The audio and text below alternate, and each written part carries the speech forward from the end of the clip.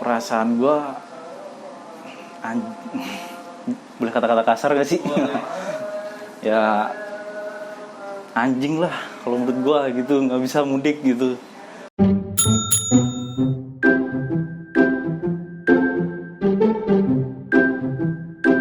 Lu perantau bukan sih, Ay?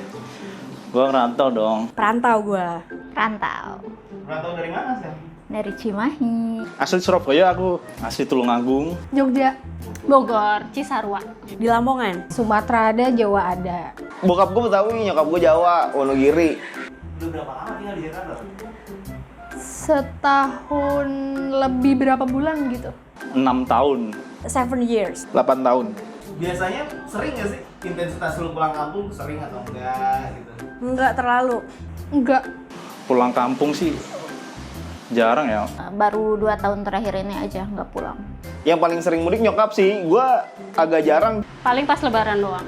Kayak 2 tahun sekali atau setahun 2 kali tuh kalau ada acara aja. Kalau mudik dulu sih pas masih sendiri sih bisa 3 kali sampai 4 kali ya. Kalau sekarang sih kan udah ada bini gitu. Jadi kalau mau mudik biayanya nambah. Berarti pengen mudik dong ntar lebaran. Pengen banget pasti, wajib. Mudik harus. Sebenarnya tuh harus mudik gitu. Emang bagi Mas Dedi sendiri arti mudik itu seperti apa? Tim mudik itu lebih kembali ke momen yang kita kangen sih. Kangen sama siapa? Mantan gitu, apa emang sama tetangga, keluarga? Kalau kangen mantan mudik ke mantan dong. Gila.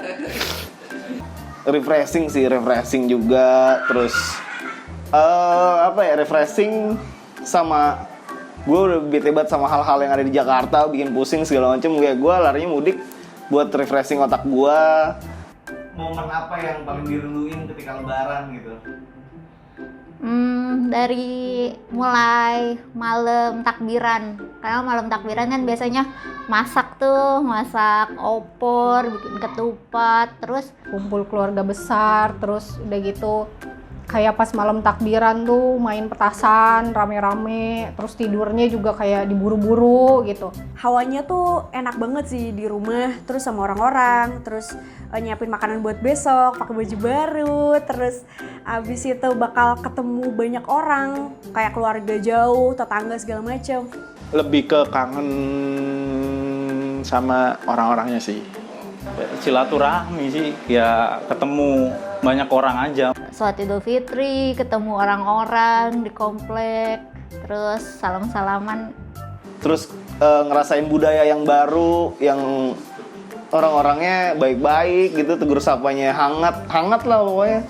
Nah itu terbalut dari momen Ramadan sama momen Lebaran yang tambah hangat lagi gitu, tambah kental lagi gitu. Tapi di tahun ini pemerintah memberlakukan lagi nih, nggak boleh lebaran atau nggak boleh mudik ke kampung lagi. Dari segi momennya, apa perasaan lu nggak bisa nih momen lebaran mudik? Anjing lah kalau menurut gue gitu, nggak bisa mudik gitu. Kecewa sih, karena berarti 2 tahun nggak pulang. Sedih sih, karena nggak dapet vibes-nya si lebaran itu. Karena kalau lebaran tuh identik dengan mudik gitu. Homesick, terus kayak kata-kata yang Dilan deh. Jangan rindu, berat, biar aku aja. Soalnya ada kata-kata rindu dan berat, itu tuh udah kayak ya gitu deh, nggak bisa diungkapkan dengan kalimat yang panjang. Kalau dari gue pribadi, gue nggak masalah sih. Itu not big deal sih buat gue, kayak yaudah gitu nggak apa-apa. Karena gue lebih cenderung suka mudik yang bukan lagi momennya gitu loh. Maksudnya lebaran atau libur panjang. Gue lebih suka pas lebaran, mudik itu pas ya lagi biasa aja. Gue ambil cuti, gue mudik gitu. Secara humanis ya pengen ketemu keluarga gitu, terus suasana kampung di sana gimana, terus Ya udah berbesar hati aja untuk menerima semua ini, karena kan kalau aku pulang juga takutnya juga bawa penyakit atau apa. Agak sedikit bersyukur ya, karena uang THR gue jadinya utuh. Gue gak bagi-bagi ke kerucil-kerucil yang ada di kampung gue gitu. Gue sebagai anak baru di kerjaan gue tuh selalu gak dapet cuti men di hari lebaran. Itu udah dalam berapa tahun ke belakang gitu. Jadi itu udah melatih gue untuk oke, lebaran gue gak ekspektasi buat bisa pulang kampung.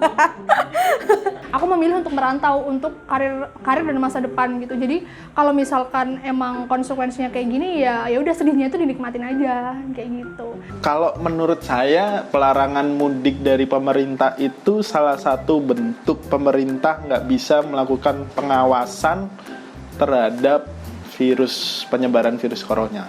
Orang-orang mudik di jalan gitu kan ke kampung halaman, takutnya ada berkerumunnya segala macem gitu-gitu kan sebenarnya yang mau ditekan sama pemerintah. Gue setuju aja sama pemerintah karena menekan angka penyebaran COVID juga kan supaya ya biar cepat kelar lah pandeminya. Kalau kebijakan tahun ini dilarang mudik dulu sih, gue pribadi setuju buat mengejar herd immunity. Secara tidak langsung lo bilang keputusan pemerintah ini nggak tepat loh. Kalau dibilang nggak tepat kurang tepat menurut gua. Pasti ada solusi yang lebih baik tanpa melarang mereka untuk mudik. Ya harus ada solusi lain lah. Soalnya kan nggak semua orang juga nerima gitu kalau nggak boleh mudik gitu. Ada beberapa orang yang ya pengen banget pulang lah gitu. Cuma sekedar ketemu gitu.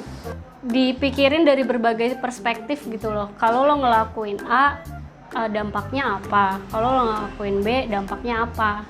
Iya kan mereka punya keluarga di sana. Mereka ke Jakarta itu merantau untuk nyari duit.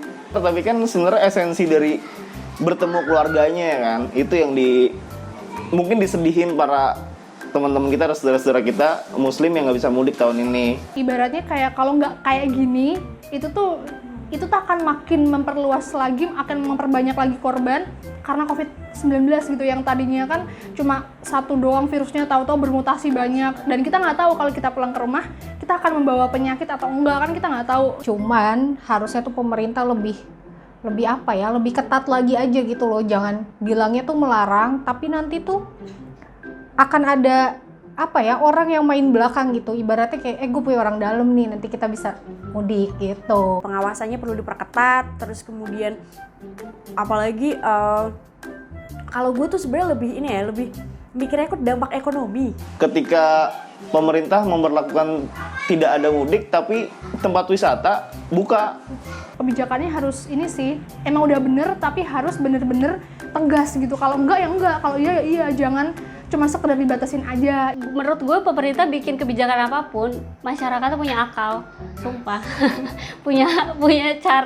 punya cara tersendiri untuk tetap bisa ngelakuin apa yang mereka mau gitu sih. Makanya harus ada solusi supaya nggak ada resiko lain, nggak ada cheating kayak gitu, nggak ada yang mereka maksa banget buat mudik segala macam, akhirnya pakai cara apa, akhirnya terjadi satu keadaan yang nggak benar.